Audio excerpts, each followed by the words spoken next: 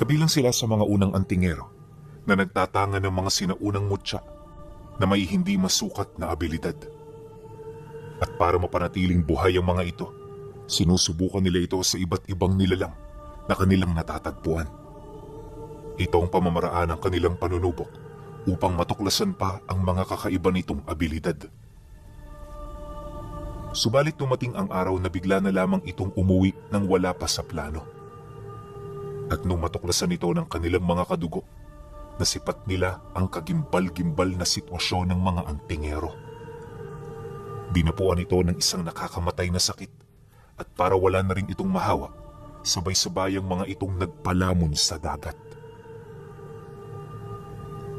Magmula noon, ang kwento tungkol sa kanila at sasakyan nilang galyon ay unti-unti nang nakalimutan sa paglipas ng panahon. At sa pagsapit ng taong ito, tanging sa pamilya na lamang nila Kimbo, umiikot ang kwento. Maraming dahilan kung bakit sa Negros sila nanirahan. Una, ito ang lugar ng kanilang mga ninuno. At ikalawa, pinaniniwalaan nilang sa lugar na yon inilibing ang galyong pagmamay-ari ng mga ninuno nila. Wala silang ideya kung papaano yun nangyari, pero yun ang alamat na pinagpasapasahan ng mga matatanda sa kanilang angkan. Dahil sa mga ganong kwento, maaga pa siyang namulat ukol sa istorya ng hiwaga at lihim na karunungan. Sa edad niyang 19 anyos, kasakasama siya noon ng kanyang ama sa pangangalap ng mga agimat tuwing Semana Santa. Ayon sa kanya, na sa kabuuan ng taon, yun lang ang linggo na nagpapalukso sa dugo niya. Bukod kasi sa pagbabakasakali, punong-puno rin siya ng pag-asa na balang araw, makukuha rin niya ang para sa kanya. Yun nga lang, sa loob ng 5 taong pangangalap, wala pa siyang nakukuha. At sa pagkakataong yon, tanging ang mga usal at aral ng libreta ang pinanghahawakan niya. Mabababang kaalaman man ito kung maituturing, hindi pa rin siya nawawala ng pag-asa. Naniniwala siya na merong inihahanda ang tadhana para sa kanya. Ano man yun, paniguradong naiiba ito sa lahat. Kaya naman kahit wala nang hinaharap sa ganoong larangan, pilit siyang nagpatuloy. Hanggang sa dumaan ang mga buwan, at ang mga buwan ay tuluyang naging taon. Sa pagtungtong ng buwan ng Marso ng taong nabanggit, naging abala itong si Kimbo sa bundok na pinagsasakahan nila ng mais. Yon ang pangunahing hanap buhay ng pamilya, kaya kapag hindi pa sumasapit ang Semana Santa, dito nila ibinubuhos ang halos kabuuan ng oras nila. Wala naman yung problema para kay Kimbo. Gawa nang naibibigay nito ang mga pangangailangan niya. Isang hapon, pagkatapos ng kapasan ng mais, dumating ang kanyang ama sa kanilang bukid. Nasa kasagsagan siya ng pagsasako noon ng mga bunga nito, kaya hindi niya yun gaanong napansin. Ayon sa kanya, nakita niya lang ito nung nakapasok na ito sa loob ng kubo. Kaya naman pagpang-abot ng kanilang mga tingin, hindi niya maiwasang magulat. "Oh, Tay, magandang hapon. Kinabahan ako sa inyo. Akala ko kung sino eh." Bungad na wika niya rito. Nang marinig naman yon ng tatay niya, sa halip na ngumiti ito sa biro niya, nanatili lang itong nakasimangot. Wala siyang ideya kung bakit yun ganun, pero isa lang ang nasisiguro niya, at yun ay meron itong dalang masamang balita. Maya-maya pa, bigla na lamang itong sumagot sa kanya ng, "Bilis-bilisan mo ang pagtatrabaho, anak, dahil mamayang gabi meron tayong pupuntahan. Napapanahon na para iahon ang mga kagamitan." Pagkasambit nito ng mga kataga, agad nitong inilahad ang kasalukuyang sitwasyon ng kanilang pamilya. Ayon sa kanyang ama, marami itong hindi nasabi sa kanya, kaya inaasahan na nito na mabibigla siya. Ngunit sa ganoong pagkakataon, pilit itong nakikiusap na magtiwala siya kahit wala pa siyang gaanong nalalaman. Mariin din itong inilahad na kaya nila ito ginagawa ay para sa ikabubuti ng kanilang pamilya at mga kadugong umaasa sa kanila. Nang marinig niya ang sinabi nito, di naman siya nagdalawang isip na sumang-ayon. At sa halip na magtanong, minabuti na lamang niyang sundin ng lahat ng sinasabi ng tatay niya.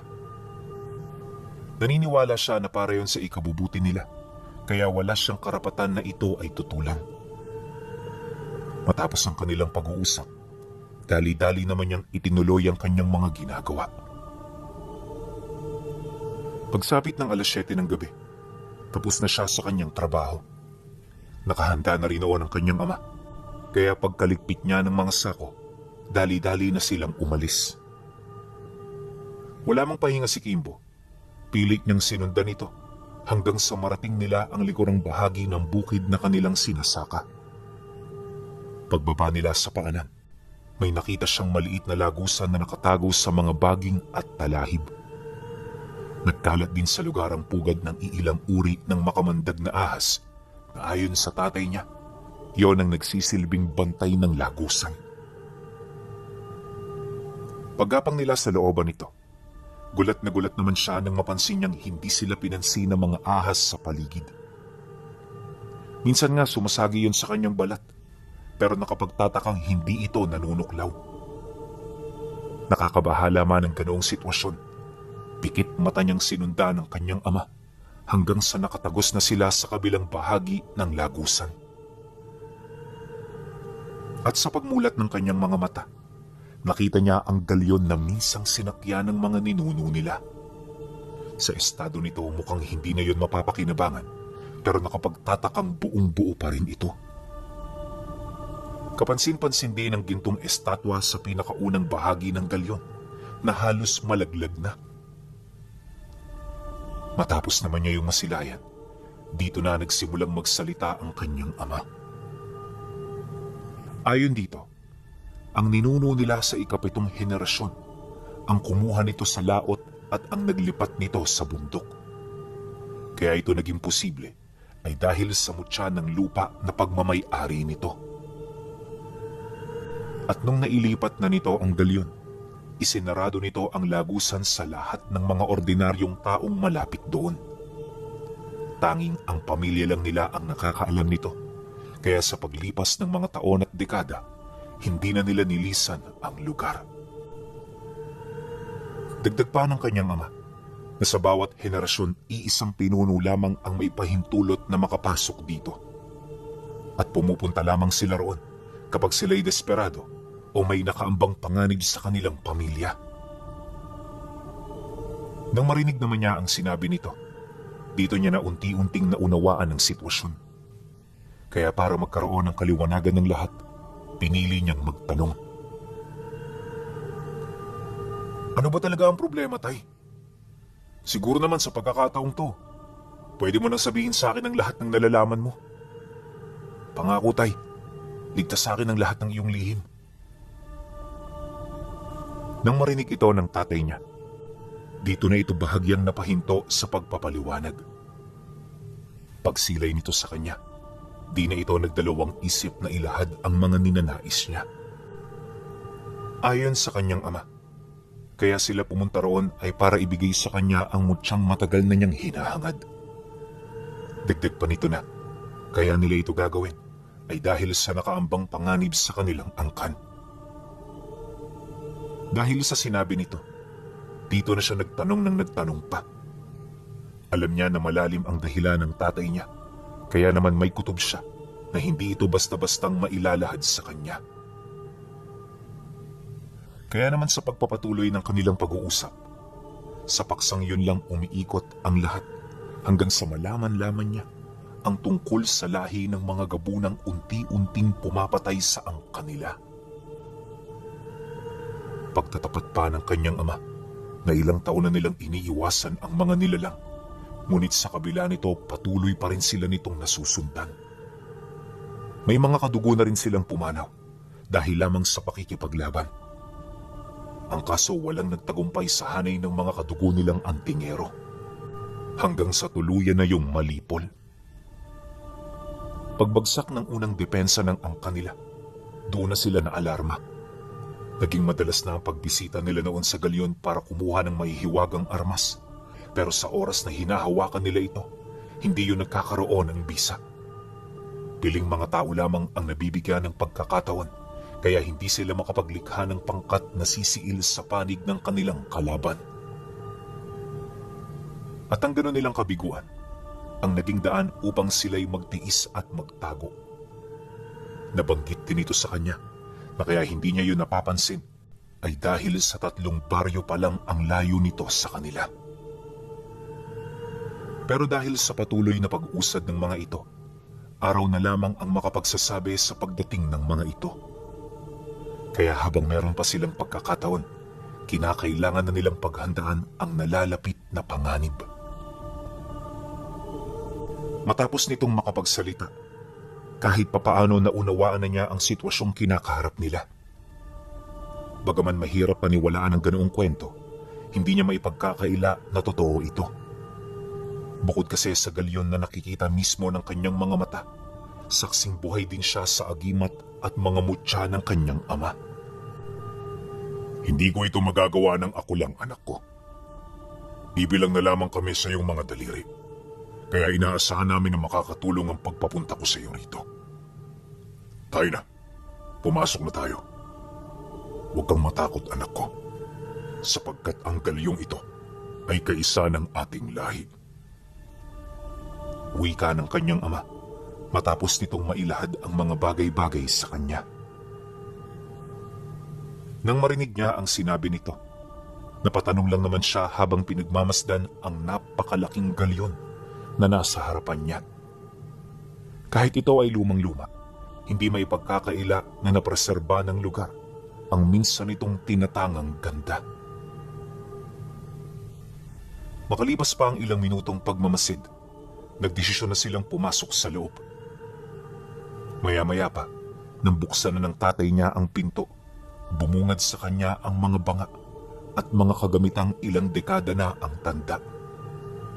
Nagkalat din sa paligid ang mga barya-baryang ginto, kalakip ng mga antigong gamit na sinamsam sa ibang mga bansa. Ayon kay Kimbo, maraming katangi-tanging bagay ang kanyang nakita sa galyon. Pero ang pinakapumukaw sa kanya ay yung 9 na kabaong na punong-puno ng mga itim na lupa. Base sa kwento ng kanyang ama, dito inilibing ang 9 na ninuno nilang nagsilbing pundasyon ng unang henerasyon. Dagdag pa niya na, maliban sa mga kabaong, nakita rin niya ang mga sinaunang sandata na merong kakaibang wangis at korte. At sa pagpapatuloy ng kanyang pagmamasid, tanging pagkamangha ang kanyang naramdaman. Ilang minuto pa ang lumipas, narating nila ang pinakaitaas nito, kung saan dito niya nakita ang ibang mga kayamanan na naiwan ng kanilang mga ninuno. Ang kaso lang, kahit gustuhin niyang buksan ang mga ito, hindi siya pinahintulutan ng kanyang ama. At sa halip na maglibot pa sila, pinili nitong paluhurin siya upang basahan ng ritual. Tumagal ito ng halos ilang minuto bago siya nito lagyan ng uling sa noo at sabuyan ng langis na kasing bango ng bulaklak. Pagkatapos nito, unti-unting lumabo ang kanyang paningin. Bigla ring nablangko ang kanyang pag-iisip, kaya sa pagkakataong yun, wala na siyang ideya kung nasaan siya at ano ang ginagawa niya. Maya-maya pa, nang manumpalik na ang kanyang ulirat, agad niyang nakita ang mga batong nagliliwanag sa buong paligid. Binubuo ito ng iba't ibang kulay at disenyo na ang iilan sa mga ito ay halos pamilyar sa kanya. Matapos niya itong masilayan, dito niya naunawaan na mga mutya at agimat ang kanyang nasisilayan. Pagbaling niya ng tingin sa kanyang ama, nakita niya itong nakaupo sa sahig habang tulalang-tulalang nakatitig sa mga agimat na natawag niya. Dala ng kuryosidad, sinubukan niya itong tanungin, pero hindi na yon nakasagot pa. Kaya naman kahit wala siyang ideya, minabuti niyang gawin ang mga bagay na iniisip niya. Alam ni Kimbo na kaisa nila ang galyon, kaya nakakasiguro siya na walang nakaambang panganib sa lahat ng bagay na gagawin niya. At dahil sa ganoong paniniwala, kung kaya't nagmamadali niyang hinanap ang mga mutya at agimat na alam niyang nababagay sa kanyang pagkatao. Akala niya magiging madali ito, pero nagkamali siya. Bawat agimat at mutyang nakikita niya, hindi niya may pagkakailang bagay na bagay sa pagkatao niya. Kaya naman sa halip na mamroblema, lahat yun kinolekta niya. Nang mapansin ito ng tatay niya, dali-dali siya nitong sinundan. Pagharap nilang dalawa, agad siya nitong binalaan sa ibig niyang mangyari. Ayon dito, hindi yun posible dahil may limitasyon ng katawan ng tao sa pagtatanga ng mutya. Mariin din itong inilahad na isang kahangalan at pagpapakamatay ang kanyang gagawin. Dagdag pa nito na kailan may hindi magiging sukatan ng lakas ang dami ng karga dahil ang totoong lakas ay nagmumula sa talas ng isip. Ngunit nang marinig yun ni Kimbo, sa halip na sumang-ayon, ay napangisi lang naman ito. Bagaman hindi nagsasalita, bakas sa mukha nito ang pagtutol sa paniniwala ng kanyang ama. Hindi nagtagal, nang magkaroon na siya ng lakas ng loob na magsalita, kampante siya roong sumagot ng, "Iba ang paniniwala ko. Huwag ka mag-alala, tay. Hindi pa ako nahihibang. Alam ko ang kapasidad ng aking katawan, kaya wala kang dapat na ipag-alala." Pagkasambit niya ng mga kataga, unti-unti niyang ipinikit ang kanyang mga mata upang humingi ng gabay sa mga ninuno nila. Alam niya na sa pagkakataong yon ay may basbas ng mga ito ang kanyang ginagawa, kaya lahat ng kilos niya alam niyang naaayon at nasa tama. Matapos naman niyang mailahad ang kanyang saloobin, di na siya nagdalawang isip na ipagpatuloy ang pagdarasal sa mga agimat at mutyang nagpakita. Nang makumpleto niya na ito, pilit niya itong pinag-isa hanggang sa makabuo siya ng isang kakaibang medalyon. Ayon sa kanya, bilugan ang disenyo nito. Tapos binubuo ito ng dalawang ahas na nakakagat sa kani-kanilang mga buntot. Nakapulupot din yun sa bawat isa na naging daan upang malikha nito ang simbolo ng walang hanggan. Bawat isa rin sa ahas ay merong natatanging kulay at merong kakaibang mga tampok sa kanilang mga mata. Yung isa kakulay ng ginto, habang yung isa naman kakulay ng kadiliman. Pagsilay niya rito, dahan-dahan itong nawala ng liwanag kasabay ng unti-unti nitong paglapag sa sahig ng dalyon. Matapos nun, tumahimik ang buong paligid. Sinabayan din ito ng pagkawala ng mga liwanag hanggang sa tanging mga sulo na lamang ang nakikita nilang merong mga sinti. Nang mapansin ito ng tatay niya, dali-dali naman siya nitong nilapitan para usisain ang bagay na kanyang nakuha. Paglapit nito sa kanya, hindi nito may pagkakaila ang labis na pagkagulat buhat sa medalyong hawak-hawak niya. Dala ng kuryosidad, panay na ang ginagawa nitong pagtatanong ukol dito. Ang kaso lang, hindi ito kayang sagutin ni Kimbo dahil maging siya man, walang kaide-ideya sa kung ano ang nakuha niya. Makalipas pa ang ilang minuto, sinimulan na nila ang paghahanap ng kasagutan ukol dito. Maingat nilang hinalughog ang galyon sa paniniwalang may makikita silang teksto na makapagtutukoy sa kung ano ang nalikha niyang gamit. Yun nga lang, habang tumatagal ang paghahanap, tila bang naging imposible ito. Akala nila noon, wala na yung pag-asa. Pero hindi nagtagal, naisip niya na baka naroon sa mga kabaong ang kasagutang hinahanap nila. Kaya naman kahit bawal, nagdesisyon siyang buksan ang mga ito. Pagsipat niya sa loob, dito niya nakita ang mga labing hindi naaagnas. Lahat din ng karga ng mga antingerong nakita niya, pawang hindi naapektuhan ng dasal sa ginawa niya. Dala ng kuryosidad, muli niya itong tinawag sa pagbabakasakaling mapag-iisa niya pa ito. Ang kaso kahit anong gawin niyang dasal, hindi niya kayang buhayin ang mga mutya hanggang sa magpasya na lamang siyang itigil ang kanyang mga ginagawa. Napagtanto ni Kimbo na maaaring may Panginoon pa ang mga ito, kaya hindi yun sumasagot sa kanyang mga pagtawag. Dahil dito, hinayaan na lamang niya ang mga mutya. At bilang respeto sa kanilang mga ninuno, ibinilik niya sa dati ang estado ng mga kinahihimlayan nito.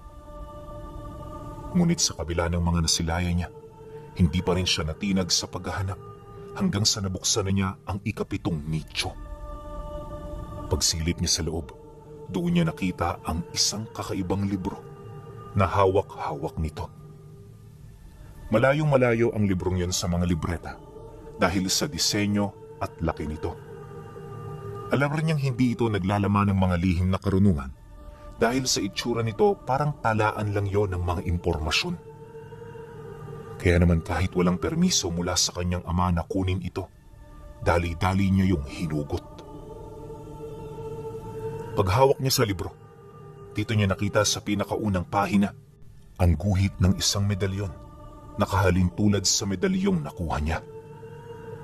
Nang masipat niya ang bagay na yon, mabilis niyang tiningnan ang bawat pahina hanggang sa paunti-unti naunawaan na niya ang bisa nito. Base sa teksto, ang medalyon na kanyang nakuha ay ang unang medalyon na tangan ng pinakaunang antingero sa kanilang angkan. Napakamakapangyarihan nito at halos walang aral ng kaliwa ang may kayang pumatay dito. Nabanggit din sa teksto na hindi na yun naipasa sa kanilang mga kadugo magmula noong napatay ang pinakaunang antingero sa kanilang angkan. Nang mabasa naman yun ni Kimbo, dito niya pinag-aralan ang lahat ng abilidad nito. Base sa kanyang mga nakita, walang sariling abilidad ang medalyon. Nakadepende ang lakas nito sa imahinasyon ng antingerong gagamit dito. Nabasa rin niya na lahat magagawa nito kahit ang paggamit ng lihim na karunungan ng kaliwa. Dahil sa bagay na yan, medyo nakaramdam siya ng kilabot. Hindi naglaon. Nang mabasa at maunawaan na niya ang lahat ng nilalaman nito, kusa niya yung binalik sa loob ng kabaong. At nang maisara na nila ito, hindi niya na piniling gambalain ang iba pang mga nichong hindi pa nila nabuksan. Matapos nun, nagmamadali na silang bumalik sa lagusan kung saan sila nagmula.